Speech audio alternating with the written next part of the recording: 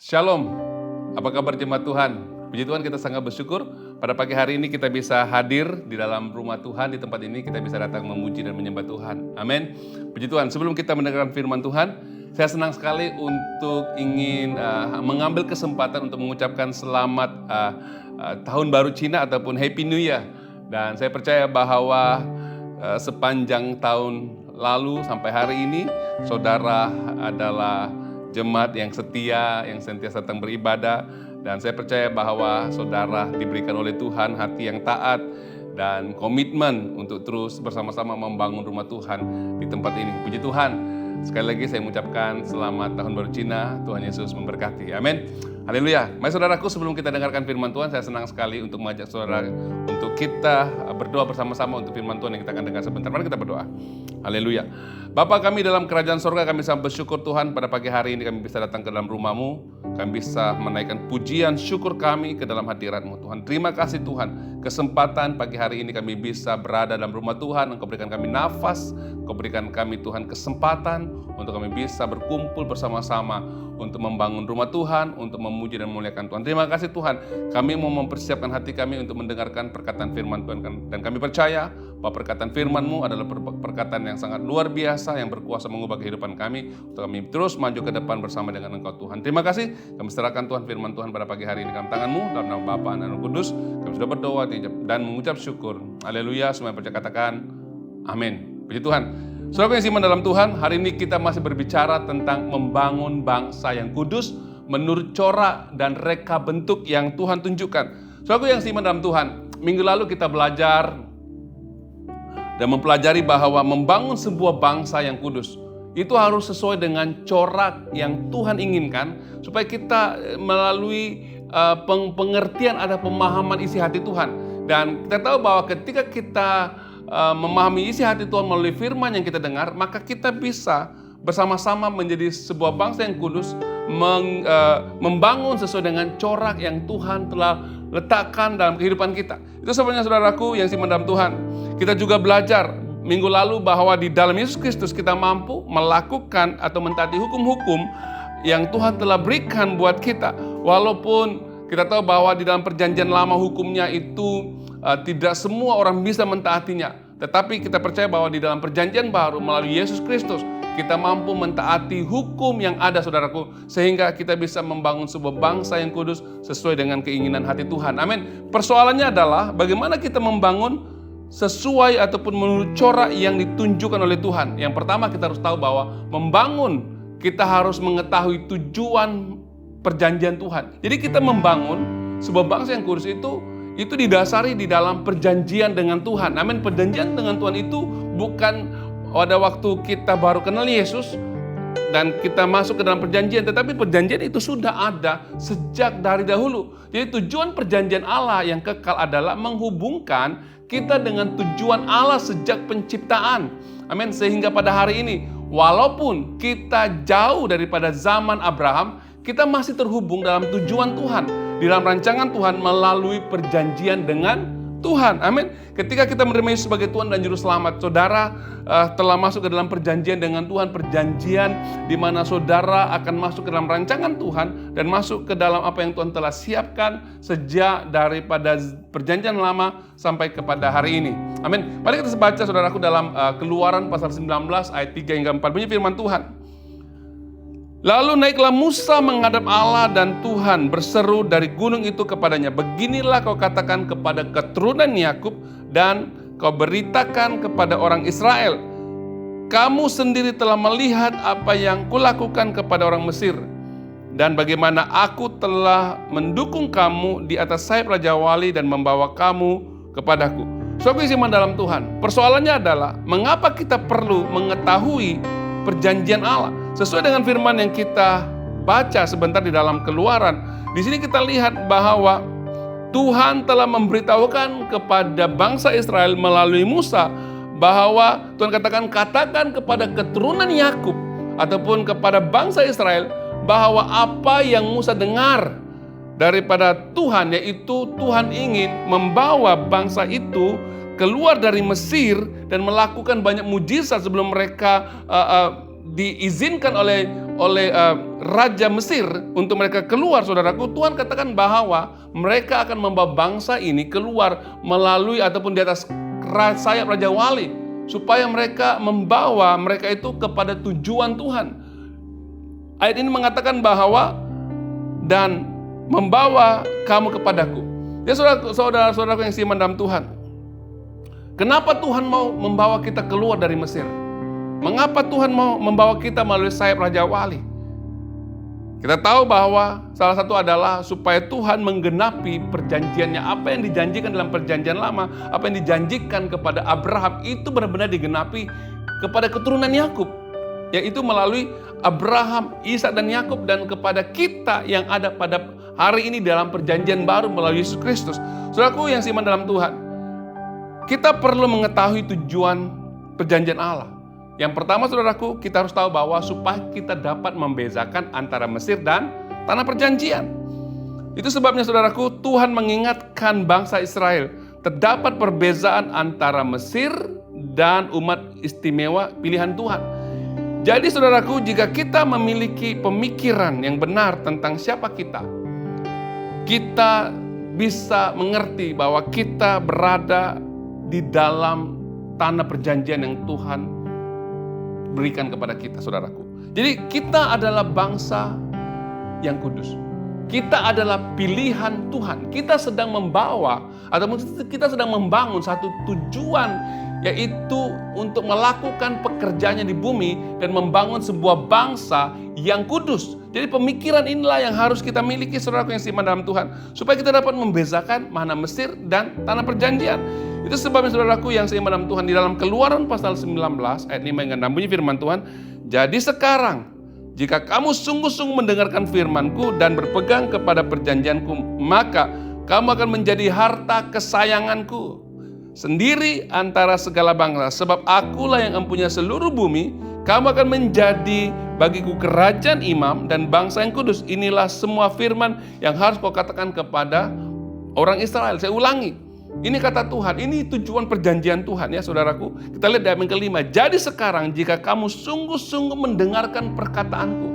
Firman Tuhan katakan, jika kamu sungguh-sungguh, kamu perlu ketika saudara fokus, ketika saudara merindukan perkataan Tuhan dan berpegang kepada perjanjian Tuhan, maka saudaraku, firman Tuhan mengatakan bahwa saudara dan saya akan menjadi harta kesayangan Tuhan. Amin.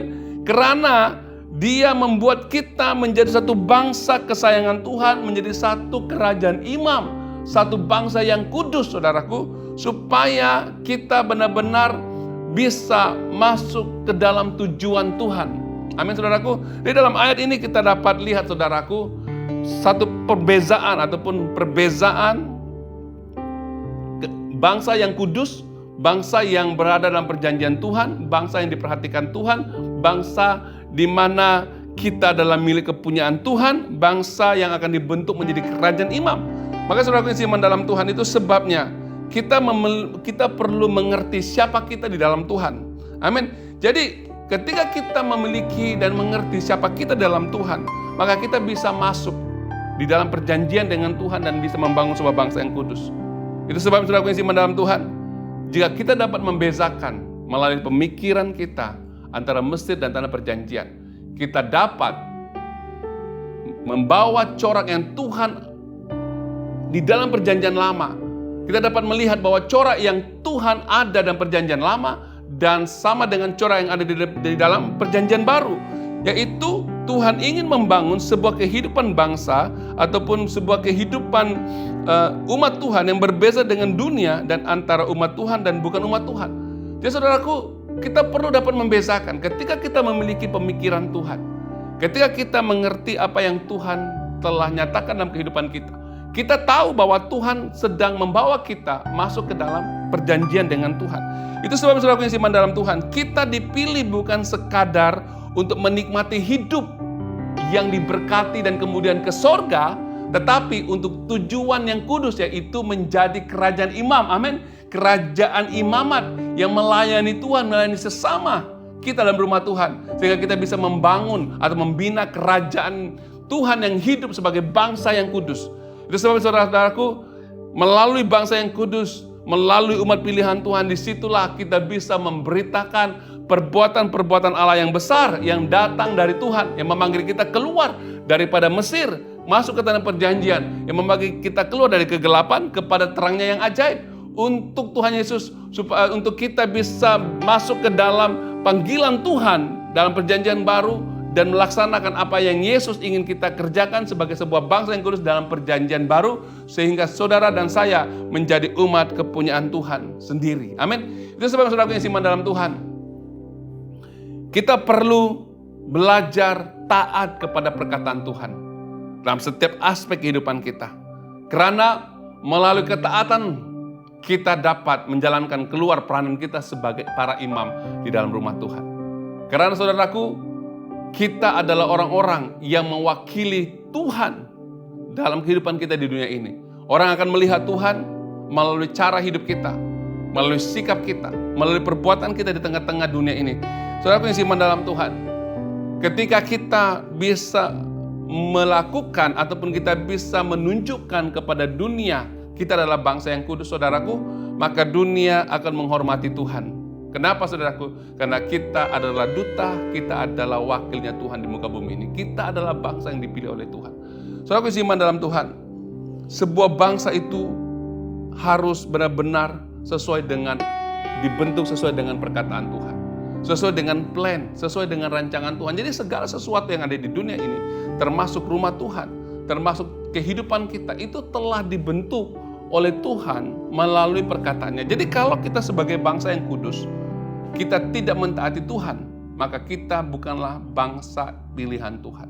Itu sebabnya saudaraku, sama seperti seorang arsitek, kalau kita lihat ketika mereka melukis plan, membuat satu bangunan, saudaraku, tetapi jika plan itu yang dibuat dan tidak diikut oleh para pembinanya, maka apa yang terjadi, saudaraku? Plan itu tidak akan membangun ataupun tidak pembina itu tidak dapat membangunkan bangunan itu sesuai dengan plan. Maksudnya apa, saudaraku? Bangunan itu tidak akan kokoh dan tidak bisa berfungsi dengan baik. Tetapi jika plan itu yang dibuat oleh arsitek dan kontraktor ataupun para pekerja mengikut plan yang diberikan, saya percaya bahwa bangunan itu bisa dibuat dengan baik. Sama dengan kehidupan kita. Kita sudah diberikan plan oleh Tuhan. Kita sudah diberikan hukum-hukum Tuhan. Kita telah diberikan peraturan-peraturan Tuhan. Benar, untuk ikut peraturan itu sangat susah. Tetapi saudaraku, percayalah, ketika kita bersandar kepada Tuhan, ketika kita bersandar dan berjalan di bawah kasih karunia Tuhan, kita tahu bahwa Yesus telah menyempurnakan semua hukum-hukum itu. Ketika kita mentaati Tuhan, mungkin di dalam kita mentaati Tuhan, kita mungkin jatuh, kita melakukan dosa, kita melakukan kesilapan. Tetapi kita sangat bersyukur karena Yesus memberikan kita damai sejahtera, memberikan kita kasih karunia, maka kita mampu membangun sebuah bangsa yang kudus bersama dengan Tuhan. Amin, saudaraku.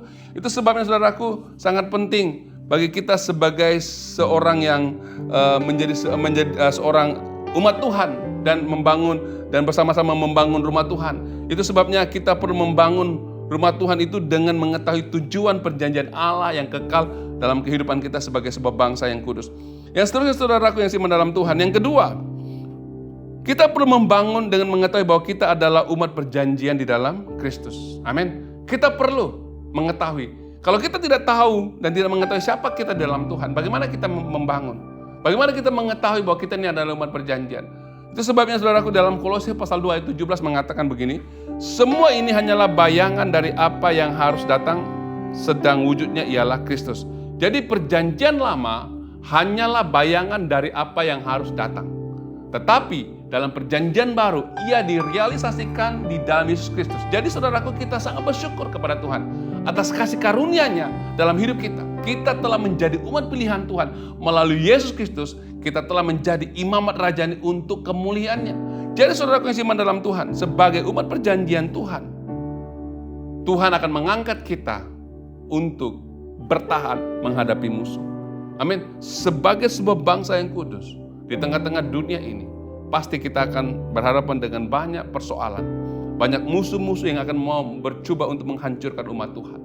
Tetapi saya percaya bahwa Tuhan akan mengangkat saudara untuk bertahan menghadapi musuh. Firman Tuhan mengatakan bahwa bukan kamu yang berperang, tetapi Tuhanlah yang berperang untuk saudara. Kita baca saudaraku dalam Ulangan pasal 11 ayat yang ke-25. Bunyi firman Tuhan. Tidak ada yang akan dapat bertahan menghadapi engkau. Tuhan Allahmu yang membuat seluruh negeri yang kau injak itu menjadi gemetar dan takut kepadamu seperti yang dijanjikan Tuhan kepadamu. Amin. Jadi Tuhan sedang mengangkat kita, mengangkat umatnya dengan menolong kita mengatasi musuh yang jauh lebih besar daripada kemampuan kita sendiri. Serta mencapai perkara yang melampaui keupayaan manusia biasa. Sehingga saudara dan saya dan orang-orang sekeliling yang ada di sekeliling kita akan melihat bahwa kita adalah umat yang istimewa. Karena kita tahu bahwa kita memiliki Tuhan yang luar biasa. Tuhan yang dihormati. Tuhan yang membuat musuh-musuh kita gemetar seperti yang dijanjikan oleh Tuhan. Itu sebabnya ketika kita menjadi bangsa yang kudus, ketika kita menghadapi musuh, ketika kita menghadapi masalah yang besar, Tuhan sendiri yang akan datang, Tuhan sendiri yang akan membuat seluruh negeri yang kita injak itu menjadi gemetar dan takut kepada kita. Kenapa saudaraku? Supaya mereka bisa tahu bahwa Tuhan yang kita sembah adalah Tuhan yang luar biasa, saudaraku. Tuhan yang kita sembah adalah Tuhan yang istimewa, Tuhan yang menolong umatnya sehingga bangsa-bangsa lain bisa menghormati Tuhan dan takut akan Tuhan. Kuncinya yang membezakan kita daripada dunia karena kita dilindungi oleh Tuhan, karena kita diperlengkapi dengan kuasa Tuhan. Amin, saudaraku. Itu sebabnya umat Tuhan yang saya kasihi, sebagai umat perjanjian di dalam Kristus, kehidupan kita tidak boleh sama seperti dunia karena identitas kita telah diubah melalui Yesus Kristus. Amin, saudaraku. Kita dipanggil untuk hidup sebagai bangsa yang kudus. Kita dipanggil untuk hidup sebagai imamat yang rajani. Supaya kita bisa menunjukkan realiti Kristus melalui ketaatan kita, melalui kehidupan yang kudus, dan kita menjadi orang yang percaya, bergantung penuh kepada kuasa Tuhan. Maka saudaraku isi dalam Tuhan, apabila kita hidup menurut corak perjanjian dengan Tuhan, Tuhan sendiri akan mengangkat kita, memimpin kita, mengatasi batas kemampuan manusia, dan membezakan kita di tengah-tengah dunia supaya namanya dimuliakan. Amin, saudaraku. Ini sangat penting.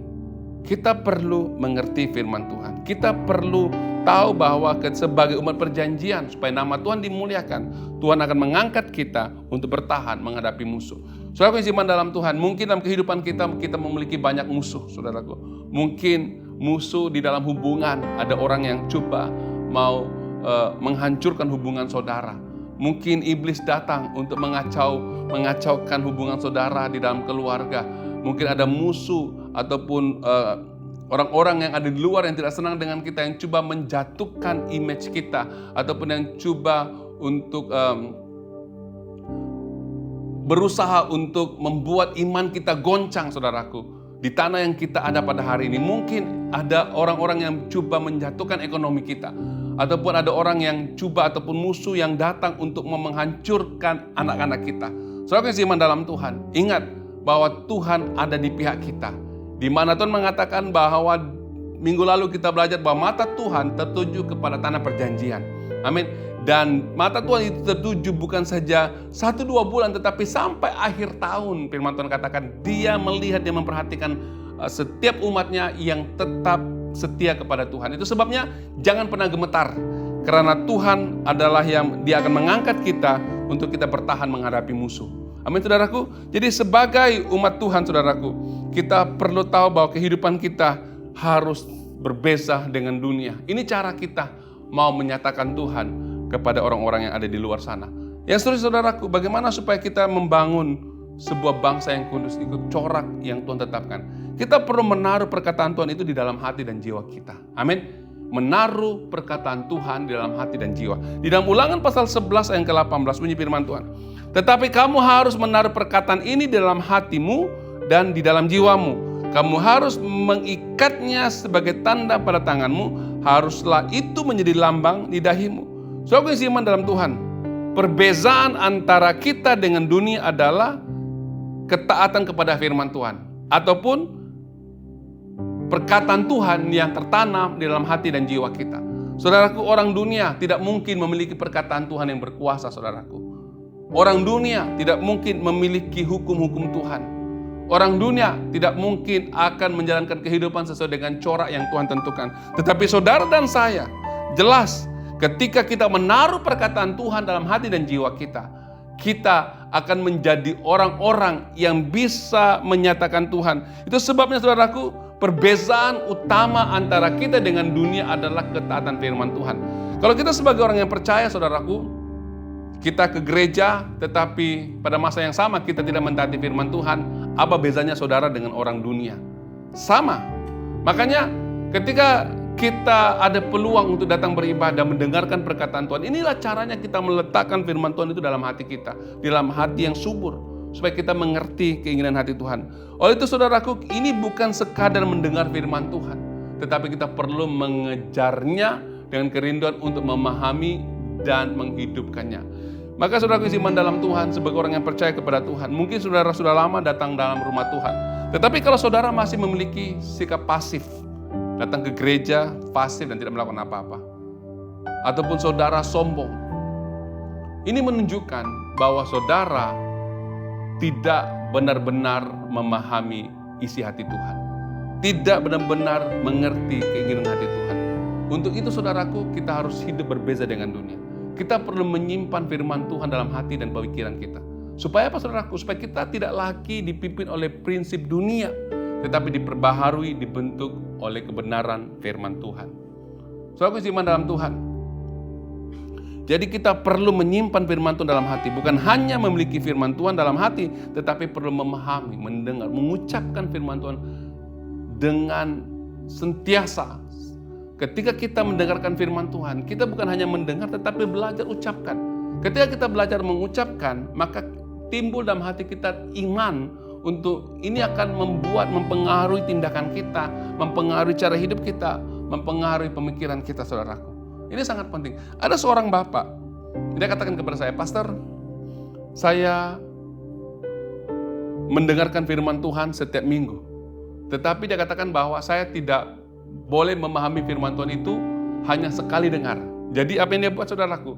Dia akan ambil handphonenya, dia akan rekod. Jadi dia akan rekod daripada awal sampai akhir. Dan dengan cara itu dia mengulang-ulang mendengar sampai dia memahami firman Tuhan. Maka saudaraku yang iman dalam Tuhan, untuk kita memahami firman Tuhan bukan hanya sekali mendengar. Kita perlu mendengar berulang-ulang kali supaya kita mengerti dan masuk ke dalam hati kita. Supaya firman Tuhan itu tertanam dalam pemikiran, dalam jiwa, dalam hati kita. Itu sebabnya saudaraku, kita ada kelompok sel, kita ada CG saudaraku. Kenapa? Di dalam CG kita mengulangi firman Tuhan yang kita dengar. Kenapa saudaraku? Supaya kita benar-benar mengerti. Jadi dari situlah maka kita tahu bagaimana kita mengerjakan keluar kebenaran firman Tuhan. Jadi saudaraku yang seiman dalam Tuhan, jika kamu adalah orang-orang yang masih keras hati, kamu adalah orang-orang yang sombong, rasa diri benar, maka bertobatlah. Karena kita perlu mentaati firman Tuhan. Karena Ia akan menjadikan kita benar-benar orang yang berbeza daripada dunia. Supaya kita bisa dibezakan sama ada kita ini bangsa yang kudus atau bangsa di luar daripada bangsanya Tuhan. Sebab saudaraku, kita perlu meletakkan firman Tuhan. Kalau tidak, apa yang terjadi saudaraku? Mengapa ramai orang Kristen tidak bisa menyimpan firman Tuhan di dalam hatinya? Mengapa firman Tuhan itu hanya masuk telinga kanan, keluar telinga kiri? Dan tidak mengerti saudaraku, ketika dengar firman Tuhan, keluar daripada gereja sudah lupa. Apa yang terjadi saudaraku? Mungkin kita harus periksa hati kita. Adakah kita memiliki berhala dalam hati kita? Itu sebabnya saudaraku, bangsa Israel tidak bisa ada sebahagian daripada mereka tidak masuk ke tanah perjanjian karena di dalam hati mereka ada berhala saudaraku. Secara fisikal mereka juga menyembah berhala, ala-ala asing. Mereka kawin dengan wanita-wanita bukan daripada bangsa Israel. Akhirnya mereka menyembah Tuhan daripada wanita-wanita yang bukan daripada bangsa itu. Itu sebabnya saudaraku, Tuhan melarang bangsa Israel daripada menyimpan berhala dan meniru bangsa-bangsa lain. Namun mereka tetap berpegang kepada berhala walaupun telah dibebaskan dari Mesir dan dibawa masuk ke tanah perjanjian saudaraku. Walaupun pada kenyataannya mereka itu diberkati Tuhan seketika itu. Tapi saudaraku, ketika kita diberkati Tuhan seperti bangsa Israel, Tuhan juga tidak akan Tuhan juga pasti akan menghukum saudara dan saya. Jika walaupun kita diberkati Tuhan, tetapi kalau kita masih menyimpan berhala, sesuatu yang kita utamakan lebih daripada Tuhan, maka saudaraku, ada waktunya, ada saatnya kita akan mendapatkan penghukuman juga. Sama seperti bangsa Israel, kita lihat ketika mereka masuk ke dalam tanah perjanjian, saudaraku. Ada di antara mereka berkawin dengan bangsa asing. Mereka menyembah berhala. Akhirnya apa yang terjadi, saudaraku? Tuhan murka dan menghukum mereka. Walaupun pada mulanya mereka diberkati Tuhan. Jadi jangan sombong. Ada orang-orang Kristen katakan, aku tidak ke gereja tapi saya diberkati Tuhan. Saya tidak memberi, saya juga diberkati Tuhan. Saya tidak datang berdoa tetapi bisnis saya diberkati Tuhan. Saya tidak mencari Tuhan tapi saya dinaikkan pangkat di dalam pekerjaan saya. Saudaraku, Tuhan dengan jelas memerintahkan bangsa Israel supaya tidak menyimpan berhala dan tidak hidup seperti bangsa-bangsa lain. Apa yang terjadi? Sebahagian besar mereka itu menyimpan berhala, sehingga mereka juga menyembah berhala Tuhan kepada bangsa lain. Akhirnya, saudaraku, walaupun Tuhan membebaskan mereka dari Mesir melalui Musa dan membawa mereka masuk ke tanah perjanjian, tetapi saudaraku, Tuhan juga menghukum mereka karena mereka tidak bertobat. Maka saudaraku iman dalam Tuhan, kalau kita lihat sejarah bangsa Israel, walaupun bangsa Israel ini masih menerima berkat Tuhan dan berjaya masuk ke tanah perjanjian, ketidaktaatan mereka membawa akibat jangka panjang. Mereka tidak dapat bertahan apa yang Tuhan berikan karena hati mereka masih terikat kepada berhala. Hal ini mengajar kita bahwa berkat Tuhan tanpa ketaatan tidak akan bertahan dan kejayaan luaran tidak akan menjamin kestabilan di dalam kerohanian kita. Itu saudara-saudaraku yang iman dalam Tuhan. Keadaan ini akan menjadi peringatan kepada kita semua sebagai orang yang percaya di rumah Tuhan ini. Hari ini bahwa berhala bukan saja berbentuk fisikal, tetapi berhala itu tersembunyi dalam hati kita. Berhala itu menguasai hidup kita, pemikiran kita, saudaraku. Walaupun kelihatannya kita berbicara tentang kerohanian, tetapi pada dasarnya perbuatan kita itu menunjukkan di dalam hati kita ada berhala. Itu sebabnya, saudaraku, kita tidak bisa bergabung, kita tidak bisa menjadi sebuah bangsa yang kudus karena ada Allah lain yang saudara sembah. Saudaraku, Tuhan kita itu adalah Allah yang cemburu. Jadi jangan membuat suatu Tuhan cemburu. Kalau Tuhan cemburu, bahaya, saudaraku. Kita akan mendapatkan penghukuman. Itu sebabnya, saudaraku yang iman dalam Tuhan, dalam konteks hari ini, kita harus mengerti bahwa berhala bukan bentuk patung atau objek fisikal, tetapi berhala itu tersembunyi dalam hati manusia. Jadi berhala itu mungkin juga boleh merupakan kebergantungan kepada uang ataupun mamon, pemujaan terhadap diri sendiri ataupun sombong. Dan mungkin juga saudara ego, saudara ingin mengikuti keinginan sendiri. Dan perkara-perkara inilah adalah berhala yang menguasai hati saudara dan saya. Jika kita tidak bertobat, kita akan menghadapi dan kita akan berhadapan dengan penghukuman dari Tuhan.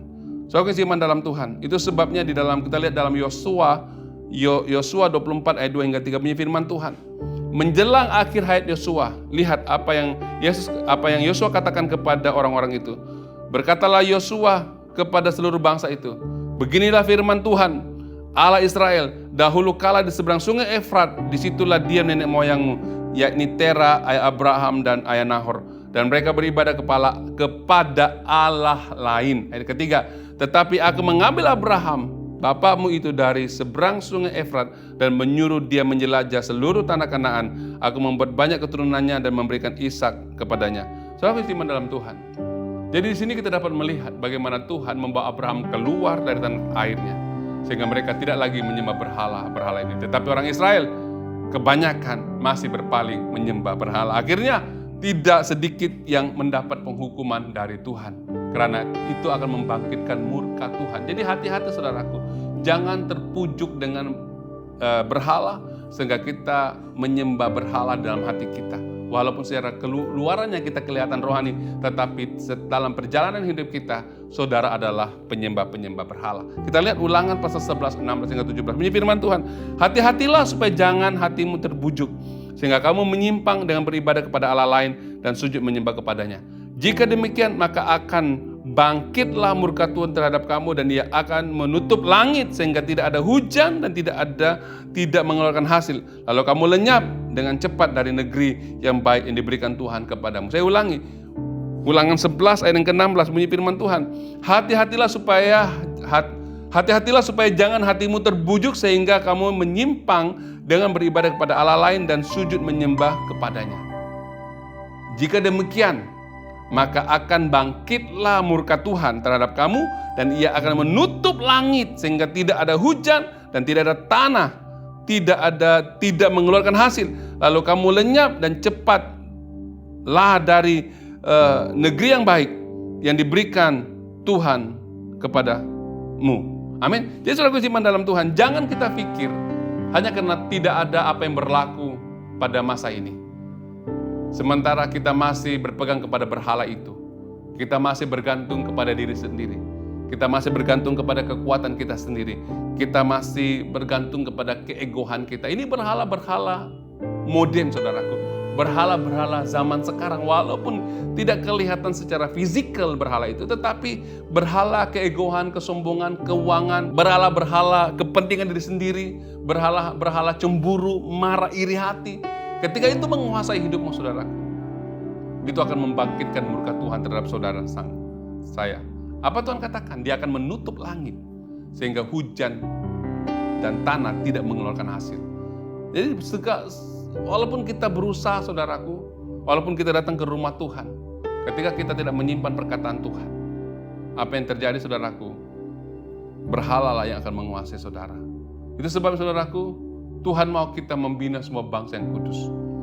Apabila kita berada dalam Kristus, apabila kita dipanggil oleh Tuhan, marilah kita membuat pilihan. Kita benar-benar menjadi bangsa yang kudus, menjadi imamat rajani, dan mengikhtiarkan puji-pujian bagi Tuhan. Amin, saudaraku. Jadi itu sebabnya, saudaraku, kita perlu tetapkan dalam pemikiran kita, hati kita, bahwa kita ini berbeza dengan dunia. Karena kita memiliki perkataan Tuhan. Dan perkataan Tuhan itu sedang ada dalam hati kita. Perkataan Tuhan itu menguasai hidup kita. Bukan berhala, saudaraku. Bukan kesombongan, bukan keuangan yang menguasai hati dan pemikiran kita. Bukan keluarga yang ada yang menguasai pemikiran kita. Bukan statusmu. Jika itu yang menjadi keutamaanmu dalam hidupmu, maka saudara dan saya adalah penyembah-penyembah berhala. Saudaraku yang iman dalam Tuhan, berhala itu membuat Tuhan murka. Kalau dalam hati kita selain Tuhan yang berkuasa, maka itu adalah berhala. Itu sebab, saudaraku, mari kita ubah cara pemikiran kita. Semuanya itu bisa kita ubah ketika kita mengerti firman Tuhan, saudaraku. Jadi, saudaraku yang iman dalam Tuhan, kita perlu memiliki corak pemikiran yang berbeza dari dunia. Karena kita adalah orang-orang berbeza. Kita bukan hanya menjadi bangsa yang kudus, menjadi bangsa yang dipilih oleh Tuhan, menjadi bangsa yang melakukan perbuatan-perbuatan besar yang datang dari Tuhan. Tetapi kita adalah bangsa yang menyatakan dan memuliakan Tuhan. Karena, saudaraku, apa? Tuhan ingin mempersiapkan kita untuk menjadi bangsa yang akan memerintah ketika Tuhan datang pada kali yang kedua. Amin. Ini dia bangsa yang kudus, bangsa yang menuruti apa yang Tuhan inginkan. Amin, saudaraku. Jadi saya harap firman Tuhan ini dapat mengubah cara pemikiran kita sebagai sebuah bangsa. Dan firman Tuhan ini juga dapat membuat saudara dapat membezakan mana kehidupan Mesir, mana kehidupan di tanah perjanjian. Dan saya percaya dengan cara ini kita bisa membangun sebuah bangsa yang kudus sesuai dengan corak yang Tuhan inginkan dalam kehidupan kita. Haleluya. Tuhan begitu baik, saudaraku. Tuhan begitu mengasihi saudara sehingga hari ini saudara masih berjalan menjadi sebuah bangsa yang kudus, bangsa yang diberkati oleh Tuhan. Haleluya. Amin, firman Tuhan.